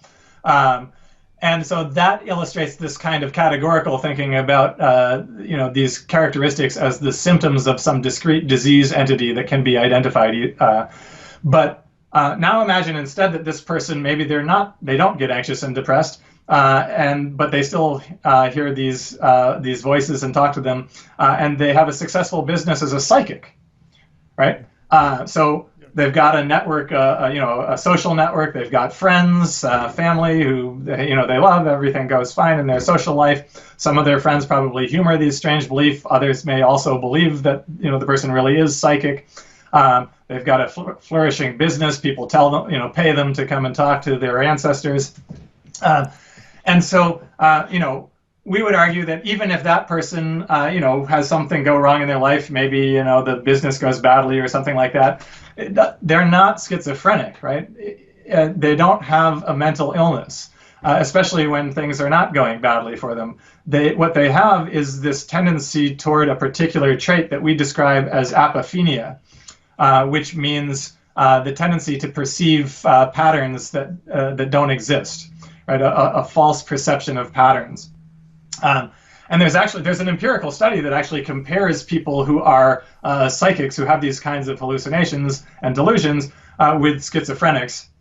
And what you see is that although the symptoms look fairly similar, the psychics generally are doing all right in life. And so I think that illustrates the degree in which it's important to take actual dysfunction into account when we're talking about who has a mental illness or not. Not to assume that a mental illness is some kind of category that somebody has or doesn't have, but that it's something that people with unusual and extreme personalities are more at risk for because their own cybernetic processes are more easily destabilized and disrupted by the kind of extreme parameter settings of some of their own mechanisms. So things are more likely to go wrong for them, to break down or to be difficult. But until they do break down, we shouldn't say that they have a mental illness. Right? And if we can take that kind of a person and give them the right kind of treatment that they need, the therapy that they need, or even the drugs that they need potentially to adjust one of these brain parameters, if we can do that, then we should say that they no longer have a mental illness. They may still be at risk for it. They may still want to continue taking that particular drug, but they're not mentally ill as long as they are functioning adequately in the world, that they're able to pursue their own goals effectively, and to be reasonably comfortable with the way that their lives are going. Mm-hmm. Yeah, I mean, I guess that the bit about classification of mental disorders is very complicated because it also includes many times some cultural aspects, right? And probably sometimes it also has to do with the person having a certain type of personality that because of the context she lives in, she isn't really able, or it isn't easy for her to pursue the kinds of things that she would like. I mean, there's a lot of complications there, right? Yeah, well, the way that I would say this is that if you look at the history of psychiatry and psychology, you will see that, of course, there are cultural influences on two different things, and it's important to keep these two things distinct. One is influences on how people conceptualize and diagnose mental illness, right? Like hysteria was a very commonly diagnosed mental illness for decades in the 19th and early 20th century. We don't use that diagnosis anymore, right? So our conceptualization of mental illness changes. Hopefully we will, in the next 20 or 30 years, move from a diagnostic system that is based in this false belief that mental illnesses are these discrete categorical entities to ones that recognizes that all of them are on a spectrum, right? We already talk about a spectrum in certain areas of mental illness, like the autism spectrum, or now people talk about the schizophrenia spectrum. But we will move toward essentially understanding all mental illnesses as being on a spectrum, and we will see that the spectra are essentially lined up with variations in normal personality dimensions.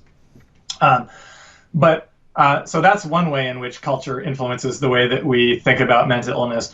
But another, and the thing that I think that is closer to what you're talking about, is the way in which culture can actually be a contributing factor in people's mental illness, right? And so the way that I think about this in our cybernetic theory is that culture doesn't get to say who has a mental illness or not.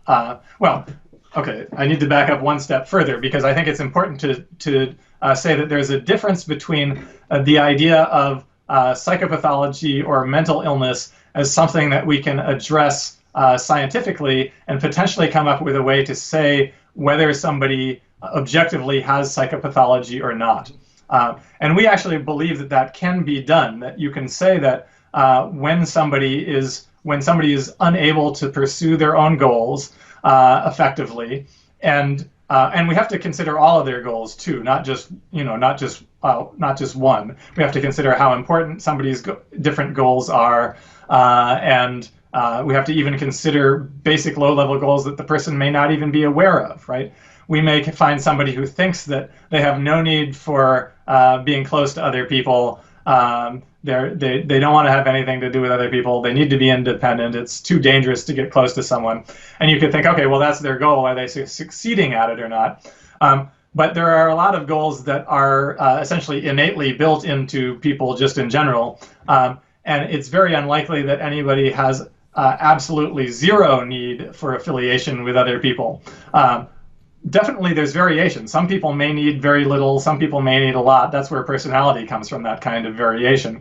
But it would be very strange to find somebody who essentially just lacked entirely any need for connection to even one or two other people. And so it might turn out that this person thinks that they have this goal of remaining disconnected, when at an unconscious level they actually have a goal of having some connection, and that conflict can be causing disturbance for them psychologically, right? So it is very challenging to try to diagnose a problem in this kind of way, when you have to consider the difference between people's many different goals, some of which may be in conflict with each other, but also even that people might have unconscious goals that could conflict with their conscious goals. So yes, it's certainly a challenge. But one of the things that comes up is if we can do that, then we can have a potentially objective way of talking about whether somebody has psychopathology or mental illness or not. That still doesn't mean we get to the point of knowing exactly when to diagnose somebody, right? Because we don't necessarily diagnose someone just because they're at risk. We only want to diagnose someone when they've crossed some particular threshold of needing an intervention, right? That's essentially what diagnosis is for from a sociological perspective. So even if we look at the DSM-5, the manual for diagnosis in psychiatry, as flawed as that system is, we will still see things like, that case that I was talking about of schizophrenia. There is a clause essentially in the DSM that says that if the person isn't suffering from some kind of impairment in their lives, then you should be very cautious about giving a diagnosis, right? So diagnosis is intended to come up with, when do we diagnose? When do we charge the insurance company? When do we make an intervention? When do we offer treatment? And so I think it's really crucial that we need to distinguish between this idea of figuring out when we have some level of psychopathology, and then also saying, what is the level of psychopathology when we should intervene, right? If you go to a doctor with like a very minor infection, for example, they might say, oh, let's just see if that clears up on its own. That's quite minor. We don't want to give you antibiotics because we don't want to overprescribe antibiotics, or we don't want to kill off all of your a lot of your microbiome unnecessarily. So we're not going to give you biotics. You have this minor infection. We're going to see if it clears up, right? Nobody's debating there that you have an infection, right? There is a disease process going on there, but we're still not going to treat you yet. So in the same way, I think we're going to need to, once we move to this dimensional model for psychopathology, we're going to have to be able to say, you have some degree of dysfunction, you have some degree of psychopathology, but you don't yet need treatment. Or maybe I can give you like a couple of minor suggestions for things that you could try on your own, Or maybe I'll even say, okay, well, if you want to, you can try this particular form of therapy, and here's a prescription for this form of therapy. But so these kinds of, there are difficult decisions that are fundamentally sociological decisions that we have to make about how severe somebody's problem has to be before we're going to intervene and diagnose. And I think that needs to be distinct from this question of when we have a dysfunction, when we have some kind of cybernetic dysfunction that I would refer to as psychopathology. So obviously society is going to get involved in deciding when we're going to diagnose and treat people. But I don't think that society should be involved in saying objectively when is somebody having this kind of cybernetic dysfunction where they are not being able to pursue some of their own important goals effectively, not being able to adapt to that challenge and come up with new characteristic adaptations that would allow them to function well. But that being said, there are cases where society can cause a dysfunction, right? Like, let's say that I'm in a society that views homosexuality as a perfectly normal characteristic for somebody to have and doesn't have any problem with that, versus I'm in a society where homosexuality is viewed as a sinful aberration. It's viewed as something that should be punished and ostracized. what you can imagine. I mean, homosexuality was already even considered a mental illness some decades ago, right? That's part of why it's a great example. Even in our own culture, in an earlier version of the DSM, homosexuality was listed as a diagnosis, as a mental disorder, right? But what I want to say is that from a scientific perspective, society does not get to say that homosexuality is a mental disorder. Homosexuality is simply a variation in somebody's personality and a particular trait. If it leads to mental disorder, that's because it's leading in some way to the person to becoming unable to pursue their own goals effectively. And then the kind of mental disorder that's likely to develop is not homosexuality, because that's not a disorder. The disorder that's likely to develop is something like anxiety or depression, right? You're going to get somebody who is depressed and dysfunctional because of the way in which this one particular characteristic of theirs is interacting with their situation and with the society around them.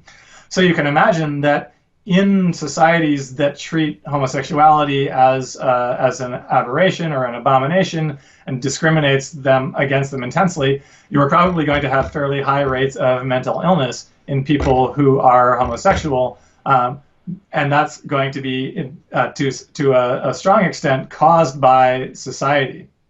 Mm-hmm. But it's not because society has some ability to determine what is and is not psychopathology or mental illness. It's because society has a role in determining whether somebody is able to pursue their important goals effectively or not. And the way we might deal with that would be to, try to get somebody to be able to either, adapt to their society in some way, to try to change society, to have them leave society, right? There are a whole bunch of different potential options that we can try to deal with when we realize that society itself has certain causal influence on causing people's mental illness. Mm-hmm. Well, okay, so Dr. DeYoung, we've already done more than 2 hours here. All right, we should. Yeah. I would love to be here for another 2, but I mean, I guess that we also get tired after a while. So we've covered a lot of ground. Before we go, would you like to tell people where they can find your work on the internet? Oh, yes, absolutely. And I think you're right. I think this is probably a good point to stop and a point to stop. You see, I'm losing my ability to speak coherently. It's a good point to stop. I have a web page. If you search for my name, it will pop up through my university. Most of my scientific articles are available to be downloaded there. I have a profile on Google Scholar. You can find articles there as well.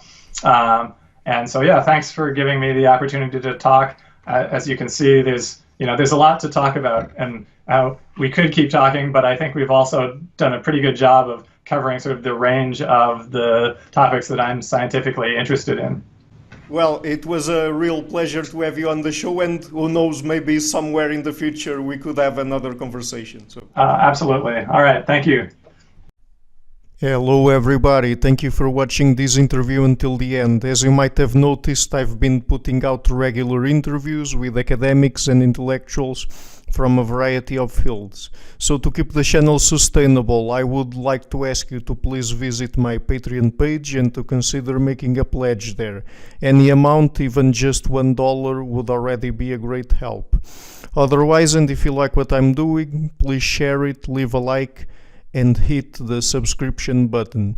I would also like to give a huge thank you to my patrons and PayPal supporters: Karen Litska, Anne Blanchett, Perelga Larsen, Lau Guerrero, Chantel Gelinas, Francis Ford, Hans Frederick Sunda, Brian Rivera, Lucas Stafiniak, Sergio Condriano, Jane Henninen, Ricardo Vladimiro, Craig Healy, John Connors, Adam Castle, Vega Guidi, Olaf Alex, Jonathan Wiesel, David Diaz, Annie Ancata, Jacob Klinkby, Dr. Jerry Mueller, Herbert Gintis, Rutger Voss, and Bo Weingart, my 3 producers, Izar Weber, Rosie, and Jim Frank, and my executive producer, Mikhail Ruzieski. Thank you for all.